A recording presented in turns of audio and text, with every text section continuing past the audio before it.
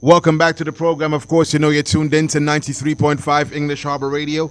Now, I've been telling you earlier that I have a very special guest in the studio where we're going to be speaking with somebody very integral in what happens here in the English Harbour area. And I said that we're going to be talking about one of the biggest events on the Antigua Carnival yearly.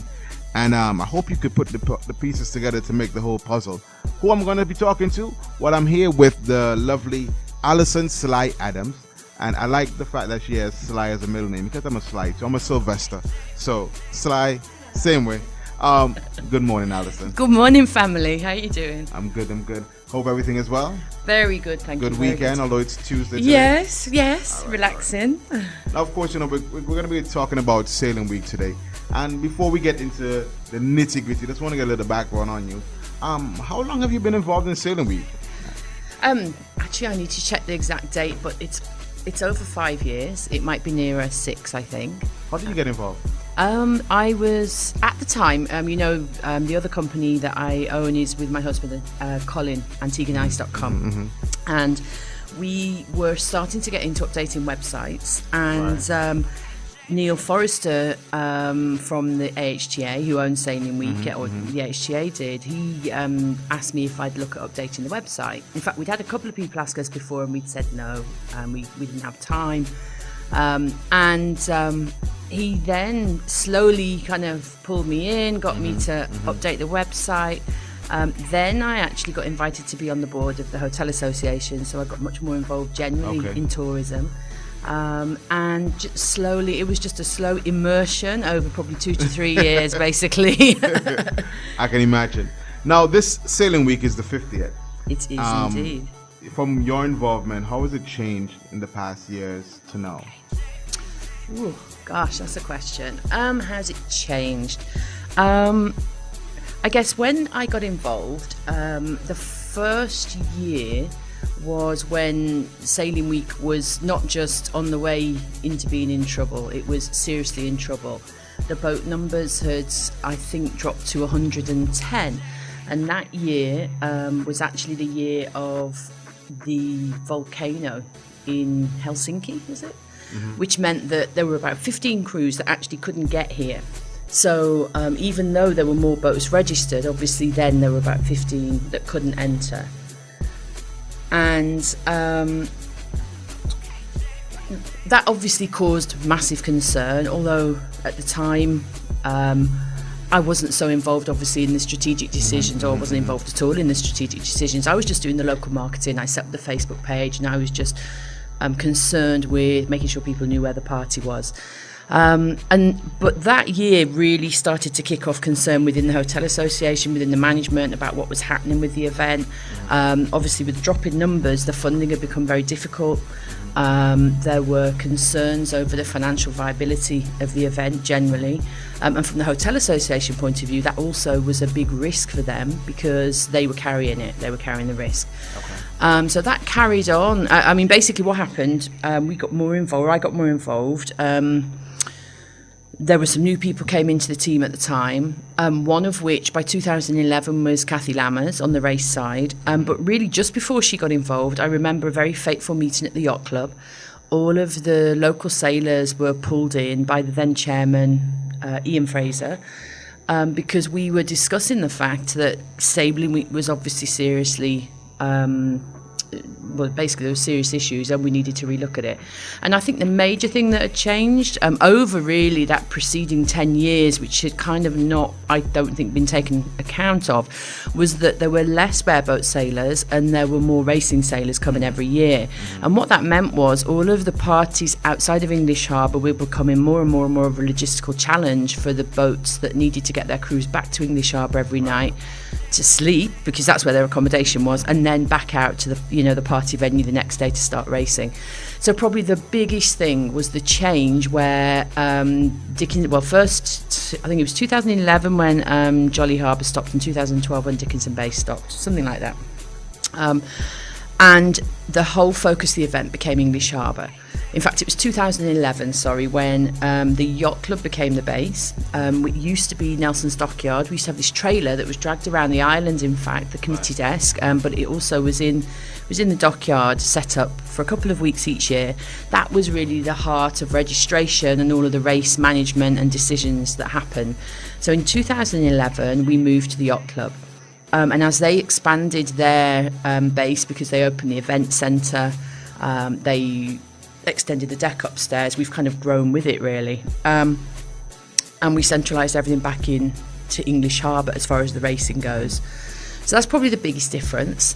And obviously the fact that we ended destination racing, and which obviously from a local point of view caused huge concerns, because in actual fact people felt excluded from the event, which wasn't the intention ever, but it was a very unfortunate thing that kind of happened alongside that. So I think, there are people outside of this area that felt kind of disenfranchised from Sailing Week. Now, was this slowdown of turnout with regards to Sailing Week, was it isolated to Antigua, or was it something you felt across the region? There was a bit of a trend for a few years post the recession, but Sailing Week was going against the trend at that point. And I think if you look back, it's very difficult to say. There's not one thing you can put your finger on. There were so many things happening, even starting as far back as 2000 or just before 2000, when the numbers were at their peak, 256 boats. I think it was 1997. There was a change in the French tax laws, which affected how many bareboats were based in Guadeloupe, and that was where a huge amount of the boats used to come from to come to Sailing Week at that point. And the numbers had grown exponentially in the 90s, basically. So all of a sudden there started being less bareboats coming because they just weren't available. They'd moved up and down islands, I think the natural thing that happened, which, I suspect is what's happening with Heineken Regatta right now also, is that the numbers become so big, it's very, very difficult to manage, and that can actually turn some of your competitors off. And I think at the same time, there were some decisions that didn't work out in terms of the races that were set. It meant that people were around 2007, people were on the water for 7-8 hours a day. Wow.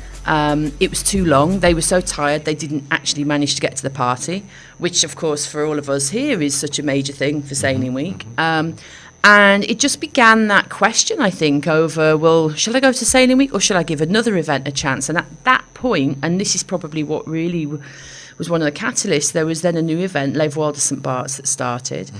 And the Rourke Caribbean 600, which of course now is in reality, that is the hottest race in the Caribbean, if not one of the hottest in the world for offshore racing. So I think there was so much going on. There was uncertainty within the event. There were new events for people to choose from. And in the end, just a few people started saying, oh, well, maybe I'll give it a miss this year. I'll go back next year. And that kind of spiraled, yeah. Okay. Now, last year, it was announced that Peterson may increase their commitment to Sailing Week. And they are now the official yacht transport and logistics partner. What has this partnership done for the festival? Well, very, very good question. And actually, that was one of the final nails in the coffin around 2011, when yacht transporters pulled out of Antigua in the volume that they've been coming. One of the things that's really important for yacht transport is it basically brings boats and then takes them away each season. And around 2011, there was an issue with a charge that had been rendered on the boat by the port.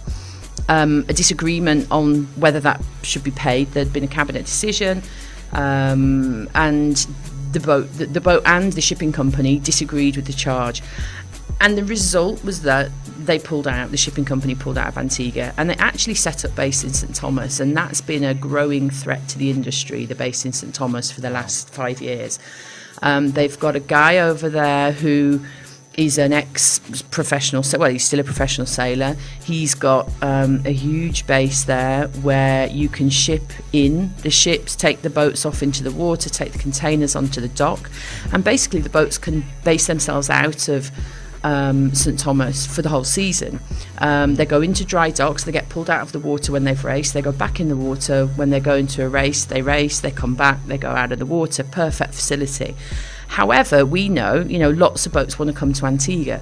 So about 3 years ago, we started having discussions with a couple of the shipping companies, and It was George Clark, in fact, from Antigua Yacht Services, who made the introduction to us to Peters and May, because he'd been in discussion about the same thing, you know. And obviously there were occasional boats coming in and out. And there was a call at the end of the season. A yacht needed to be cleared out. During Sailing Week, actually, in 2015, because it needed to get back to the UK to have some major refit work done.